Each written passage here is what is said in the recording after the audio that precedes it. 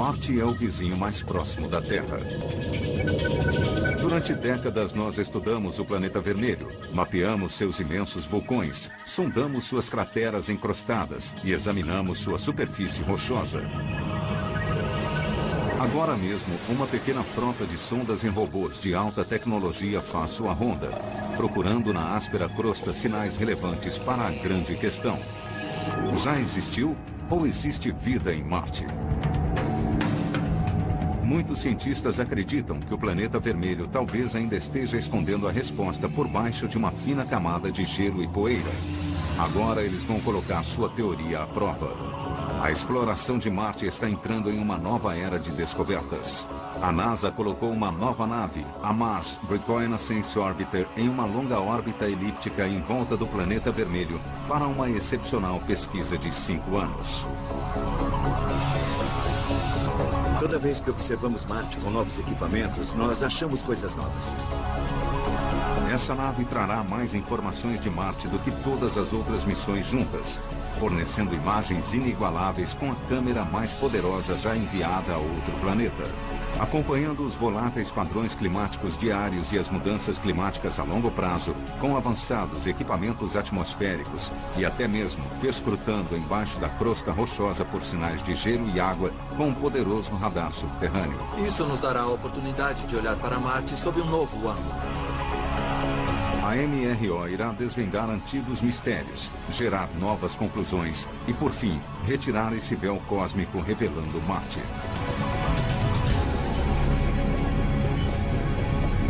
Marte em Foco.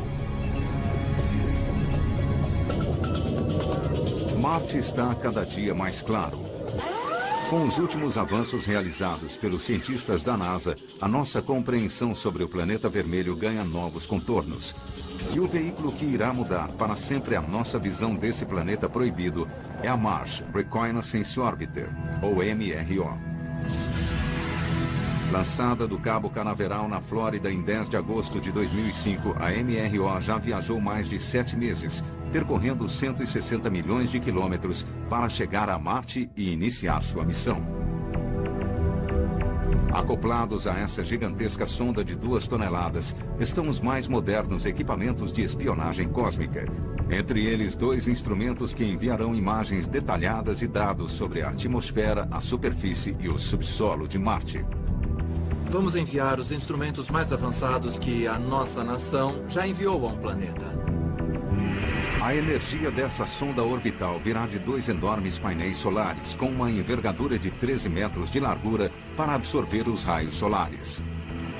Na parte de cima, há uma imensa antena parabólica de alta capacidade, feita para enviar rapidamente grandes quantidades de informações. Obteremos 10 vezes mais dados do que as naves anteriores conseguiram obter na fase científica inicial. Colocar essa carga útil de 450 milhões de dólares na órbita de Marte requer dedicação e habilidade de centenas de profissionais da NASA, posicionados ao redor do mundo.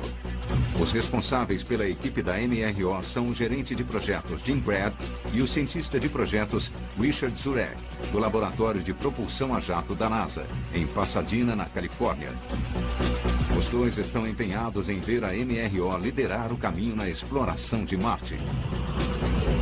Mas antes, a nave deve ser desacelerada até a velocidade exata para entrar em órbita com sucesso. Essa enorme responsabilidade pertence a Jim Graf. Ele supervisiona a equipe de controle de missão aqui no laboratório.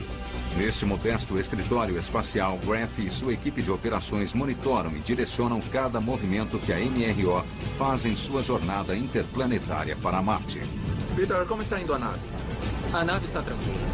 Eles coordenam também toda a transferência de dados com as equipes domésticas da NASA e com as agências espaciais internacionais. A MRO utilizou cerca de 1.000 pessoas durante 5 anos para ser construída e depois lançada. E agora será mais um grupo de cerca de 300 a 400 pessoas para operá-la e garantir que ela realize sua missão, que é chegar a Marte, colher as informações científicas e analisá-las. É um grande desafio São muitas pessoas que terão de fazer seu trabalho corretamente para que a equipe toda tenha êxito. Os cientistas da NASA não estão subestimando nada. Mais da metade de todas as naves enviadas ao planeta vermelho quebraram, colidiram ou sumiram no espaço. O sucesso da MRO depende do delicado processo de inserção orbital iniciado recentemente. Se a sonda não fosse capturada pela atração gravitacional de Marte, teria se afastado sem controle pelo espaço. Se ela se aproximasse demais do planeta, teria explodido na atmosfera e se perdido para sempre. Quando a MRO se aproximou do planeta pela primeira vez, ela passou por uma manobra angustiante denominada inserção orbital em Marte, ou MOI em inglês. Nesse momento específico, precisamos acionar nossos propulsores. Precisamos ganhar velocidade suficiente para que a gravidade de Marte nos puxe. Não vamos saber se tivermos êxito para entrar na órbita de Marte durante pelo menos meia hora, quando ela passar por trás do planeta. Esse será um momento de grande expectativa para todo mundo aqui. A inserção precisa acontecer ou perderemos a missão inteira. Se tudo sair conforme o planejado, a primeira órbita da MRO demorará 35 horas para se completar. A nave paira a 43 mil quilômetros acima do planeta para depois retornar a uma distância de menos de 240 quilômetros da superfície. A cada volta subsequente, a MRO será desacelerada de sua velocidade máxima, de mais de 17 mil quilômetros por hora, e a grande órbita elíptica será reduzida a uma órbita quase circular. O que nós precisamos fazer é reduzir essa órbita de 35 horas para mais ou menos 2 horas. E nós faremos isso com uma tática denominada aerobrake, em que a própria nave tocará de leve a borda da atmosfera de Marte. E ela utilizará a fricção com as moléculas da atmosfera para desacelerar, algo semelhante ao que aconteceria se você estivesse andando de bicicleta e abrisse os braços para diminuir a velocidade.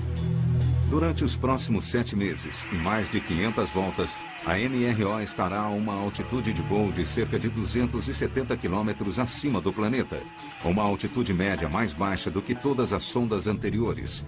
Depois, em novembro de 2006, os cientistas ativarão à distância os instrumentos da carga útil da MRO e iniciarão a fase científica primária. O Dr. Richard Zurek lidera a equipe científica da MRO. Este é um modelo da metade do tamanho da Mars Reconnaissance Orbiter, para vocês terem uma ideia. Ele e seus colegas estão ansiosos para colocar a sonda em funcionamento. Com 6 instrumentos básicos a bordo, há muitos dados a serem coletados. O objetivo principal, encontrar sinais de vida em Marte. Isso que nós estamos vendo é o compartimento de carga. Isso ficará na frente para Marte quando estivermos em órbita ao redor do planeta. Este é o nosso grande telescópio, o instrumento HiRISE. É um gerador de imagens de alta resolução, com o qual nós nos aproximamos e olhamos os detalhes do que estiver na superfície. Para ver a área ao seu redor, nós temos o gerador de imagens de composição, ou CTX. Este instrumento tem uma abrangência maior e baixa resolução. Ele nos fornece uma cobertura regional. Este instrumento, a sonda climática de Marte, acompanha todas as mudanças atmosféricas durante um ciclo anual completo. Em relação à temperatura da atmosfera, o tipo de vapor d'água e o tipo de poeira que está soprando na atmosfera. Agora temos outro instrumento meteorológico. É uma câmera que enxerga de um horizonte ao outro. Nós obtemos uma espécie de casca de uma laranja de cada uma das 13 órbitas por dia. Juntando tudo, você tem um mapa global diário do clima do planeta. Este instrumento é o CRISM.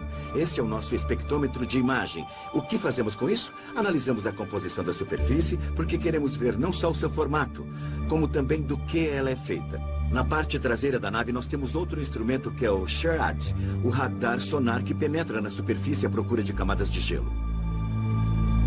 Nós queremos ver as coisas com detalhes, o formato da superfície. Nós queremos ver a composição da superfície. Queremos ver o que há na atmosfera e como ela interage com a superfície. Portanto, podendo apontar nossos instrumentos, obter imagens e as análises de composição, tudo ao mesmo tempo, é uma parte importante do que nós fazemos. Apesar da carga útil a bordo da MRO ser bastante revolucionária, não é a primeira vez que uma sonda fornece dados valiosos sobre Marte. Atualmente, 3 naves veteranas continuam sondando o planeta em sua atmosfera mais externa. Desde 1999, a sonda Mars Global Surveyor completou mais de 20 mil órbitas e registrou quase 140 mil imagens do planeta vermelho. Em 2001, as câmeras infravermelhas da Mars Odyssey começaram a gerar mapas detalhados da superfície e a analisar as composições atmosféricas. E em 2004, a Agência Espacial Europeia, a Mars Express, começou a acompanhar o aumento e a diminuição das calotas polares do planeta. Utilizando o seu radar subterrâneo, a sonda também começou a perscrutar embaixo da crosta marciana à procura de depósitos de gelo e água embaixo da superfície vermelha. Os instrumentos da MRO foram projetados para complementar e ampliar as capacidades dessas sondas. Mas uma das maiores contribuições da atual frota orbital foi preparar o caminho para que 2 pequenos geólogos chegassem ao solo marciano.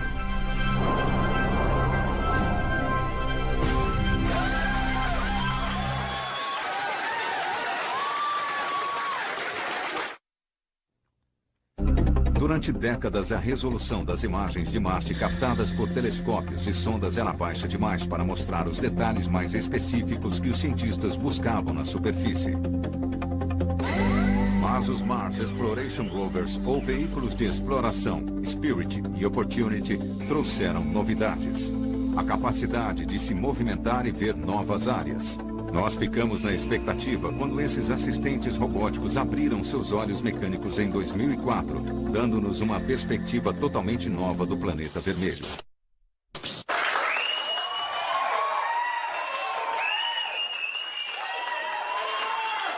Uma visão ímpar. Um panorama de 360 graus da crosta de Marte. De repente, Marte entrou em foco. Uma superfície rochosa e desigual, pontilhada por imensas crateras e marcada por longas cadeias montanhosas. Os 2 veículos foram enviados para descobrir se as condições desta terra devastada e aparentemente estéril podem, algum dia, ter tido vida. Eles racharam, perfuraram, reviraram e analisaram as rochas de Marte, em busca de sinais de água em estado líquido, o principal ingrediente para a vida aqui na Terra. O veículo Opportunity encontrou algo primeiro. E o que seria uma atacada certeira interplanetária, ele basicamente aterrissou em uma pequena depressão apelidada de Cratera Águia, perto de um fino afloramento de rochas. Depois de poucas semanas de inspeção mais minuciosa, os cientistas da NASA deram uma notícia que chocou o mundo. Chegamos à conclusão que as rochas daqui já estiveram submersas, em água em estado líquido. Esse é o tipo de lugar que já foi apropriado para a vida. Mas isso não significa que existiu vida, isso nós não sabemos. Mas esse foi um lugar habitável de Marte em um determinado momento. Agora a pauta já havia sido dada. Já que existiu água corrente, pode ter existido vida em Marte. A NASA distribuiu suas ordens: procurar água em estado líquido e buscar condições que possam ter sustentado a vida na superfície ou embaixo dela. Marte tem apenas metade do tamanho da Terra, mas possui praticamente a mesma quantidade de terra firme, cerca de 148 milhões de quilômetros quadrados. Então, os cientistas da NASA tinham de repensar para obter uma visão bem mais abrangente. Eles precisavam de um equipamento que pudesse fotografar, mapear e analisar grandes extensões do planeta vermelho com detalhes sem precisão. Na primavera de 2005, esse equipamento já havia tomado a forma da MRO. Uma nave capaz de colher muitas das mesmas informações colhidas pelos veículos terrestres, mas em uma órbita de 320 quilômetros acima da superfície. Os cientistas deixariam de ficar limitados a alguns pontos de Marte. Agora eles poderiam examinar o planeta vermelho por inteiro.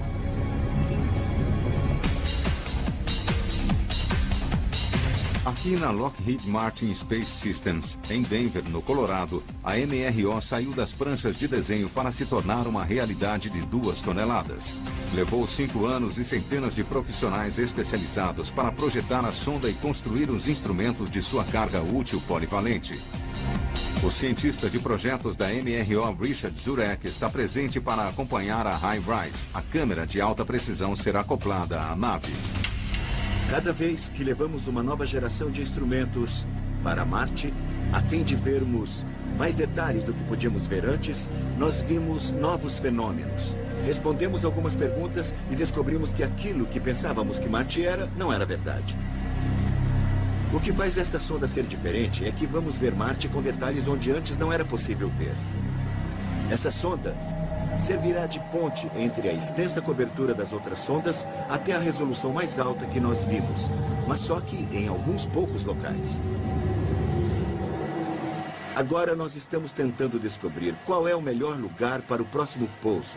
Serão novamente os mesmos lugares? Talvez não. A resolução mais alta virá do olho da MRO no céu, a High-Rise, ou Experimento Científico de Imagens de Alta Resolução, o maior instrumento da sonda, pesando quase 70 quilos. É a câmera mais poderosa já colocada na órbita de outro planeta.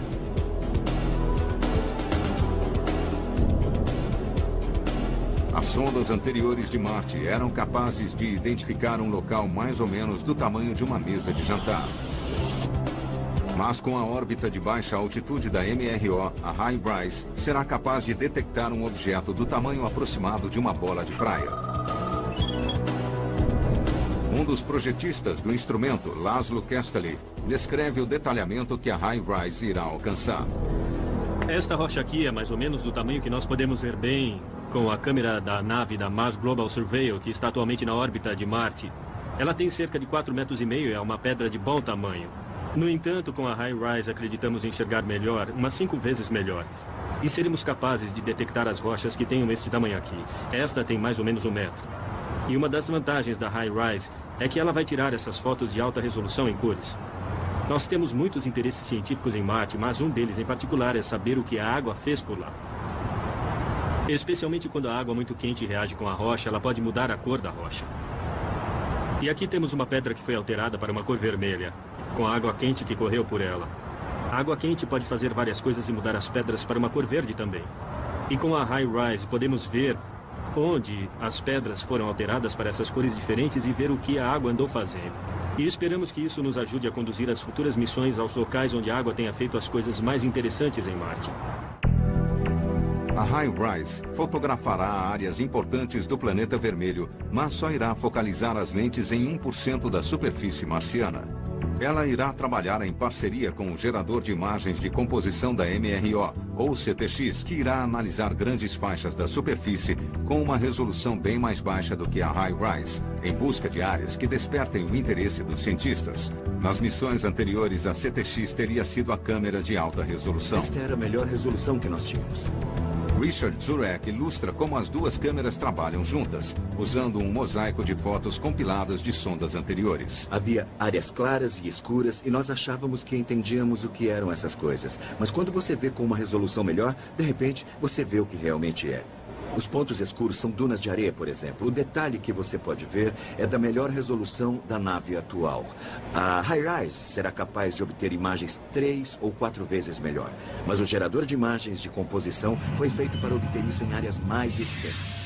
Quando a CTX identificar um alvo, a High-Rise utilizará um zoom para ver mais de perto. E nós teremos imagens bem mais detalhadas de pequenas porções dentro das fotos de composições maiores, e poderemos dar mais detalhes sobre como a variação das cores está distribuída no solo. Até agora, esse nível de detalhes nas imagens só podia ser gerado pelas câmeras a bordo dos Mars Exploration Rovers, que patrulhavam o solo em áreas extremamente limitadas. Agora, isso pode ser gerado em órbita de praticamente qualquer ponto do planeta.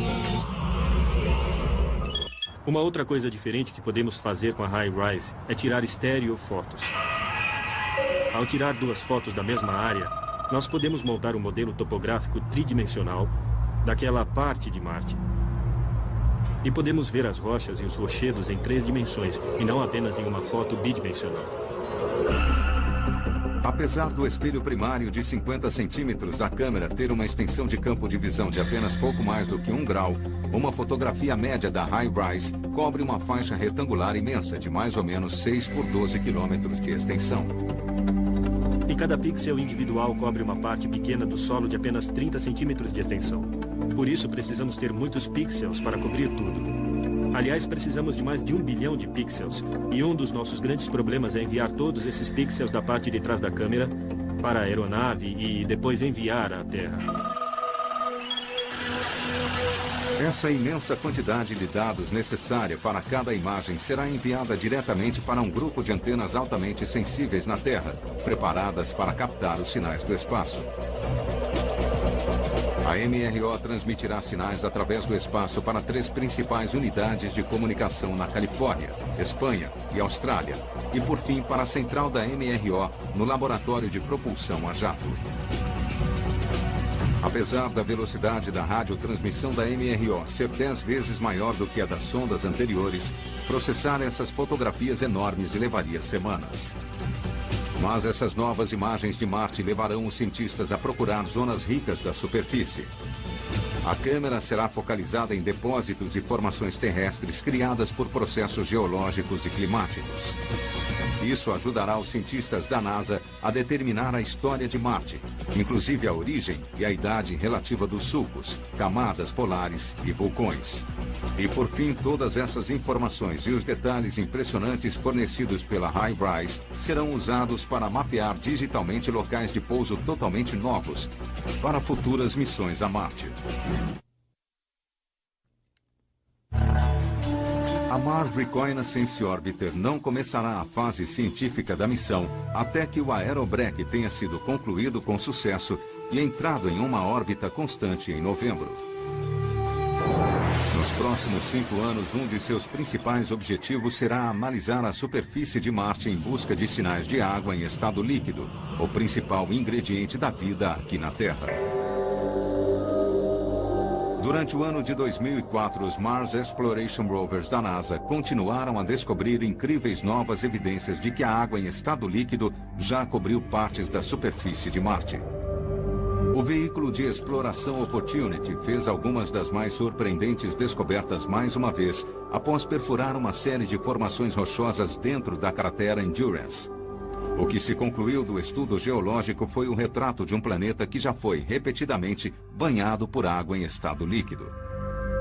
As descobertas do Opportunity na Endurance não deixaram dúvidas de que esta paisagem estéril já pode ter abrigado vida. Como resultado, a MRO será incumbida de achar mais rochas semelhantes àquelas encontradas na Endurance, mas em órbita, a quase 320 quilômetros acima da superfície. Essa é uma tarefa árdua, mas esta nave tem instrumentos poderosos capazes de determinar a composição mineral das rochas de Marte em órbita. O espectrômetro compacto de reconhecimento, ou CRISM, analisará a luz refletida pela superfície marciana. Seus sensores podem literalmente ver cada componente das cores da luz em todo o espectro, dos visíveis aos infravermelhos. Como cada minério reflete um conjunto de cores específicos, o CRISM poderá mapear a composição exata da crosta marciana.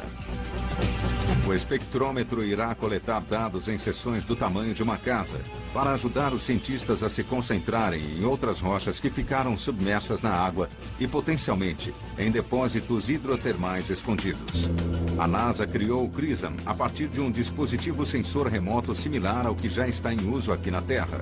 Esse espectrômetro se chama AVIRIS e tem sido usado para mapear tudo, desde as composições minerais dos vulcões do Havaí até o padrão de dispersão dos escombros no local das Torres Gêmeas em Nova York. O instrumento está acoplado a bordo da aeronave Twin Otter, um pequeno avião capaz de manter voo estável sobre áreas-alvo e uma velocidade baixa e constante de apenas 160 km por hora. O cientista da NASA, Dr. Robert Green, e seus colegas projetaram e construíram o AVIRIS. Oi, Tom. Oi, Bob. Como foi o voo? Um grande voo. Muito bem. Você nos trouxe um ótimo tempo. Hoje eles o colocarão para funcionar sobre os desertos da região central de Nevada para explicar como funciona o CRISM. Este é um instrumento AVIRIS que analisa imagens, fotografias da superfície terrestre, mas em vez de apenas 3 cores como nossos olhos enxergam, ele analisa 224 cores. E com essas 224 cores, nós podemos ver a interação de moléculas específicas com a luz e mapear essas moléculas. O espectro é bastante parecido com uma impressão digital. Se virmos o formato espectral de uma molécula, sabemos que essa molécula está presente. Se é um carbonato no planeta Marte, o que nós gostaríamos de encontrar, ou se é vegetação aqui no planeta Terra.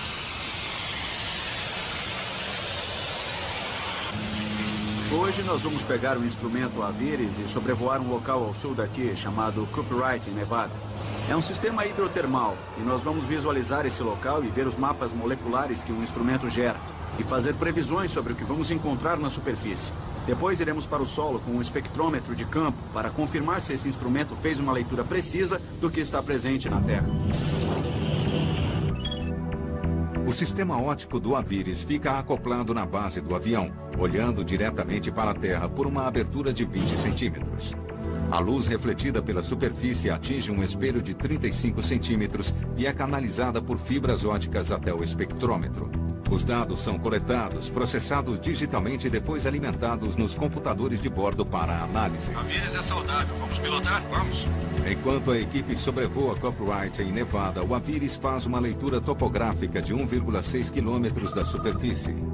Em menos de um minuto, o sistema coleta mais de 1 milhão de espectros. Esta é a imagem de Cooperite em Nevada. Nossos olhos enxergam, mas nós não sabemos qual é a mineralogia da região. Mas se utilizarmos a espectroscopia, poderemos mapear o conjunto dessas moléculas. Cada minério encontrado no solo gera uma cor específica na tela.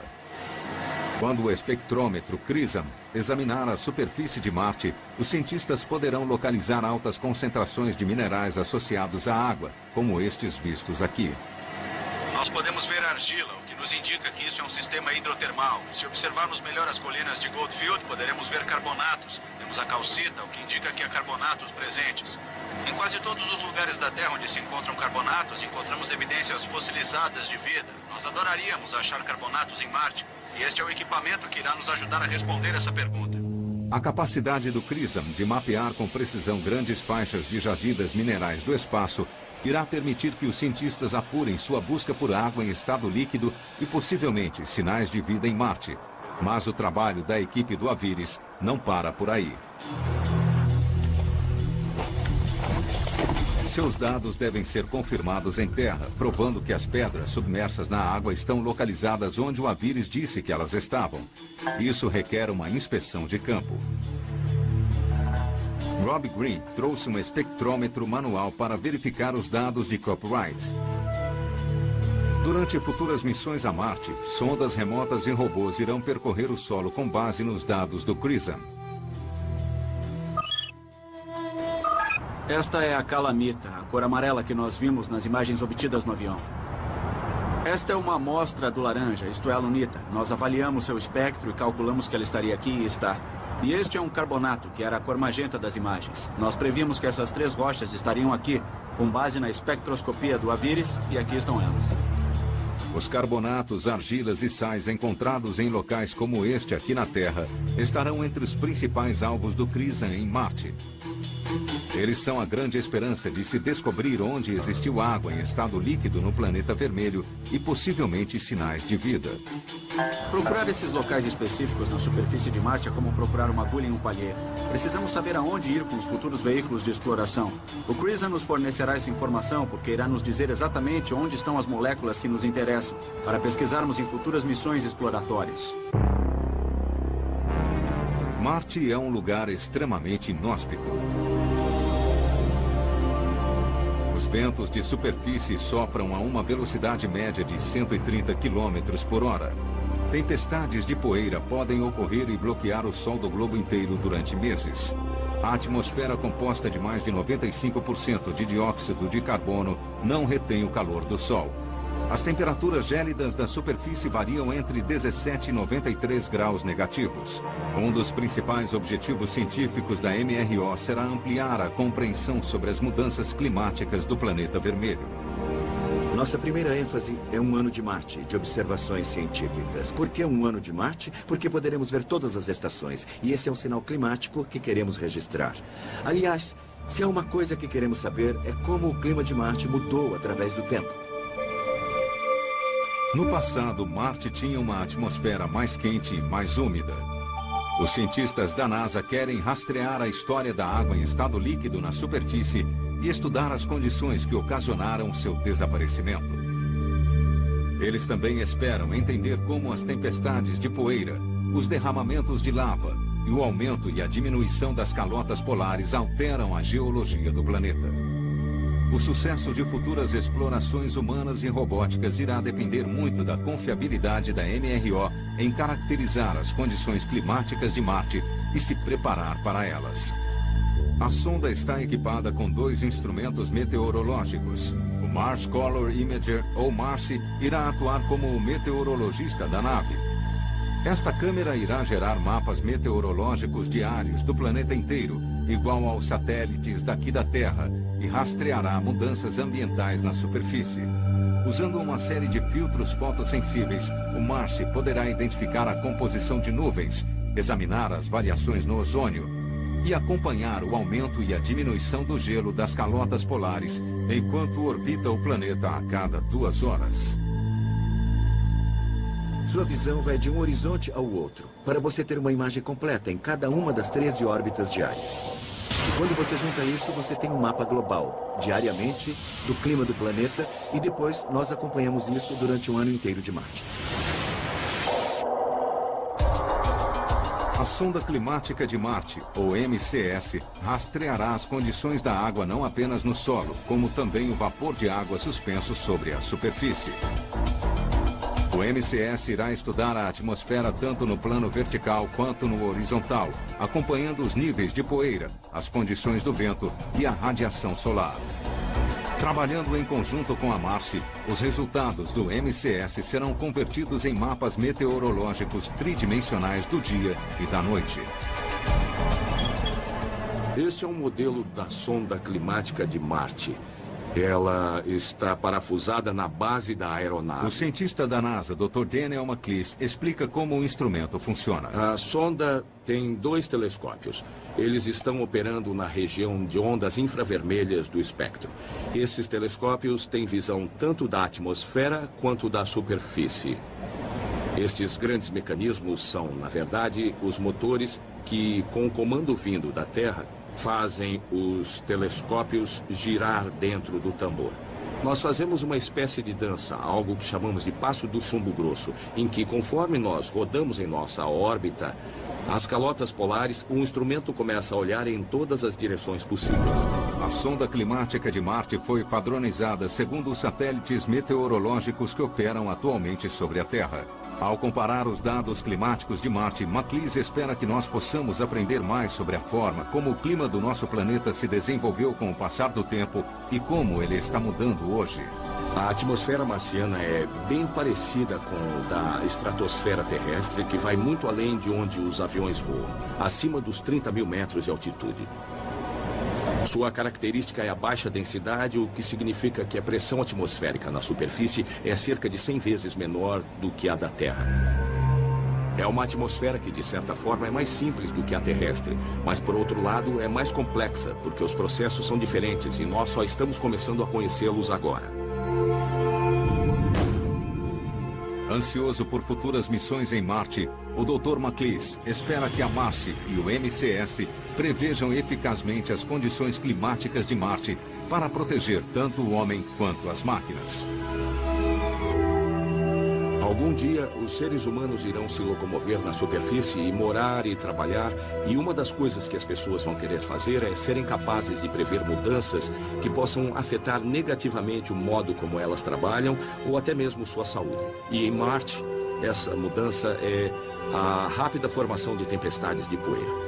E essas tempestades de poeira podem efetivamente reduzir a luz solar na superfície, e certos tipos de veículos que funcionam à luz solar não funcionariam muito bem. Isso pode dificultar a visão em uma longa distância. Há muitas coisas com que você deve se preocupar.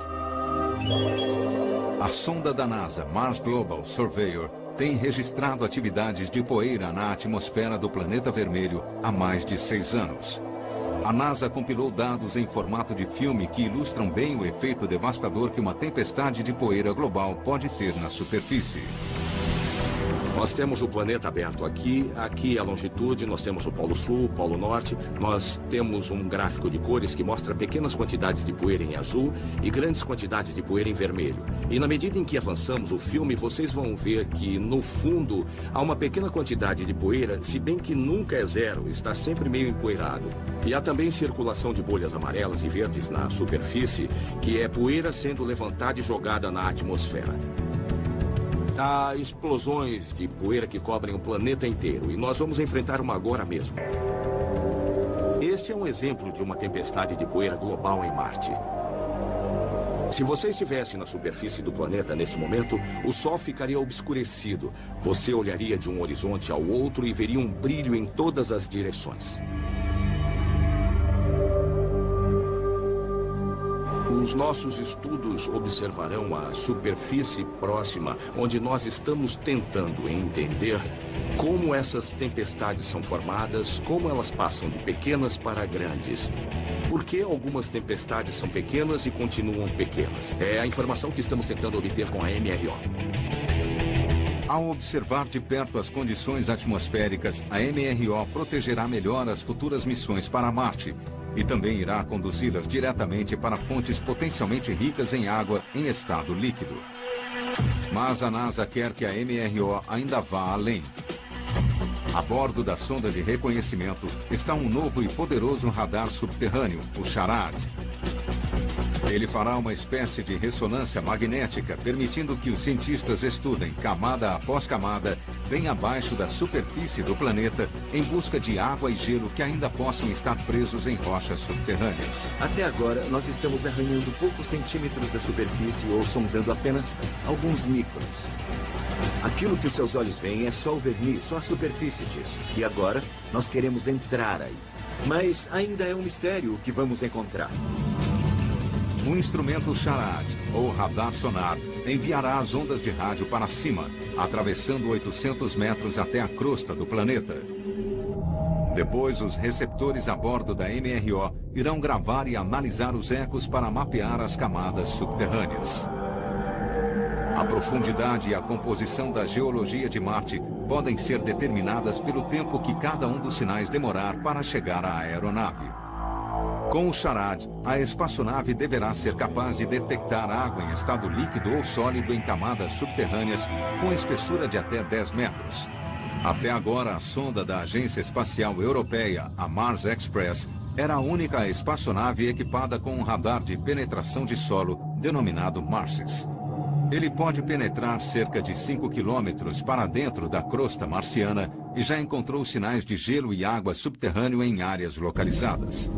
A antena de 10 metros da MRO irá se voltar para camadas mais rasas do que o radar da Mars Express, mas irá retornar imagens de alta precisão muito maiores. Ela será usada para estudar camadas subterrâneas de gelo, rochas e, possivelmente, de água em estado líquido que possam estar acessíveis pela superfície e para sondar a estrutura interna das calotas polares de gelo do planeta. Nós queremos ver se a parte de cima da superfície, que nós sabemos que tem um pouco de gelo, é apenas a ponta do iceberg ou se é, na verdade, uma parte de um subsolo mais profundo e permanentemente congelado. Se for muito profundo, pode realmente conter a água que estava na atmosfera bem no início da história do planeta. A próxima missão da NASA ao Planeta Vermelho será uma viagem de reconhecimento ao Polo Norte marciano. A tarefa será incumbida à nova sonda conhecida como Fênix. Data de lançamento, verão de 2007. Ela fará uma audaciosa aterrissagem perto da calota polar permanente, onde há uma abundância de gelo de água, mas cujo terreno é austero e acidentado. A sonda Fênix é parte do programa Scout da NASA. Ela irá se afixar perto da calota polar e conduzir experimentos de campo em solo rico em gelo. Se os dados da Fênix mostrarem sinais de vida na planície ártica, futuros veículos de exploração serão enviados para investigar. Em 1999, o Mars Polar Lander foi enviado a uma região parecida do polo sul do planeta. Ele sumiu durante a aterrissagem e nunca mais se teve notícias dele. Os responsáveis pela missão Fênix esperam evitar esse mesmo destino e identificar os melhores locais de pouso com a ajuda da MRO. A Mars Reconnaissance Orbiter fará duas coisas para Phoenix. Em primeiro lugar, ela verificará os locais. Vão escolher os locais de pouso antes de chegarmos. Assim, teremos um local principal e um reserva. Vamos dar uma olhada com a câmera de alta resolução e diremos: este é um local seguro para pousarmos e é um lugar cientificamente interessante para irmos também. Faremos isso cerca de 8 meses antes do lançamento. Quando formos sair de lá, vamos também analisar a atmosfera com nossos instrumentos e poderemos fornecer um boletim meteorológico antecipado para que eles estabeleçam os parâmetros do sistema de entrada e aterrissagem adequadamente. Uma vez na superfície, a Fênix cavará pequenas valas nas camadas de gelo polar com um braço robótico. As amostras das valas serão então examinadas em um mini forno e laboratório portátil para ver se elas contêm algumas das substâncias orgânicas necessárias à vida. Esta é apenas a primeira fase do que alguns cientistas apelidaram de estratégia da caça ao carbono.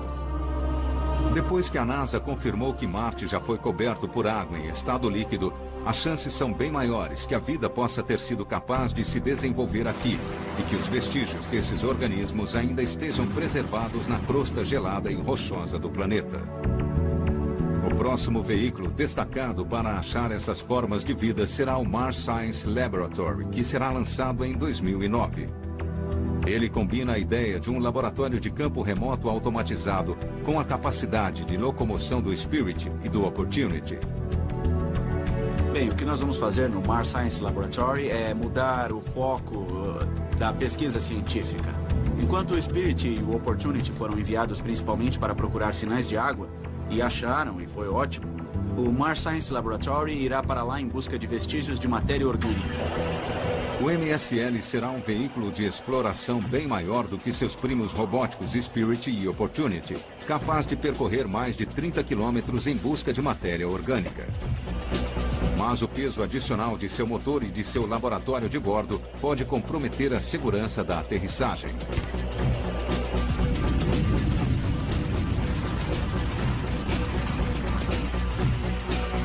O Spirit e o Opportunity usaram a mesma técnica básica de aterrissagem com airbags criada para a missão Pathfinder de 1997. Mas os pesados veículos chegaram muito perto de sobrecarregar os sistemas. Os engenheiros da missão suspiraram bastante aliviados quando eles finalmente caíram e foram rolando até parar na superfície do planeta. Muitos temiam que os airbags fossem se romper com as rochas pontiagudas de Marte e que os veículos se perdessem para sempre.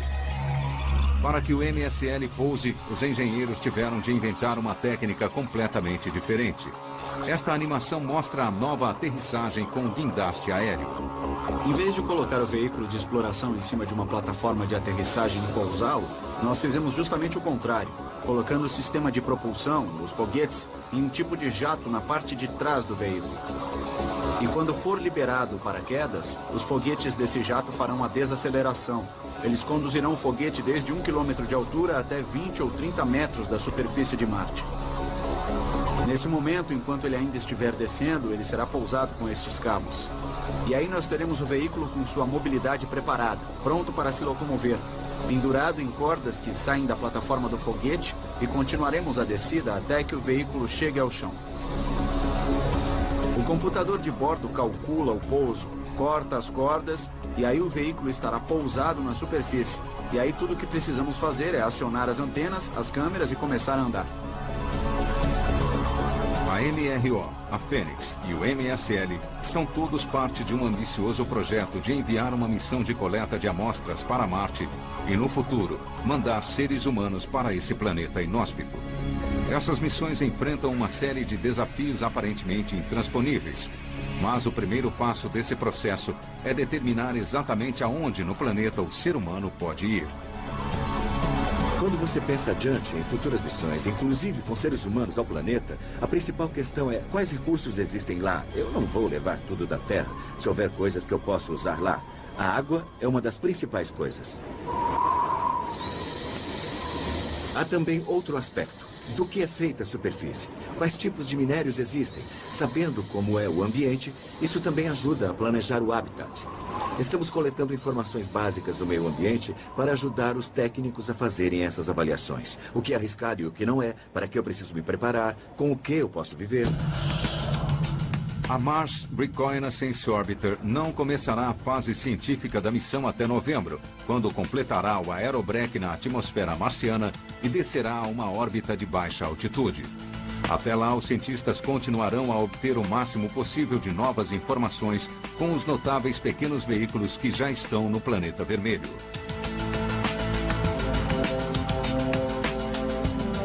Ninguém sabe quando o Spirit e o Opportunity finalmente irão parar. Os dois veículos já passaram do prazo de validade, mas continuam em condições operacionais, mas não há como limpá-los. E o acúmulo da poeira de Marte em suas células solares pode em breve fazê-los morrer de fome.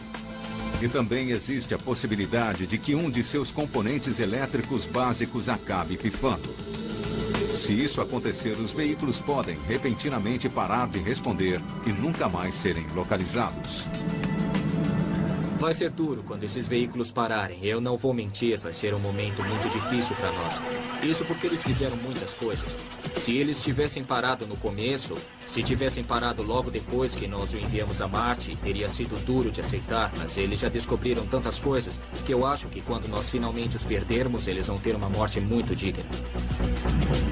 Sob a supervisão dos cientistas da NASA, a Mars Reconnaissance Orbiter dará o próximo grande passo na exploração de Marte, mapeando a superfície, procurando água e buscando sinais de vida no planeta vermelho. Uma coisa fascinante em Marte é que toda vez que nós o observamos com novos equipamentos, nós vemos coisas novas. Marte está sempre revelando alguma coisa toda vez que chegamos e pesquisamos. Em 2010, quando concluirmos a missão da MRO, teremos reescrito os livros científicos sobre Marte.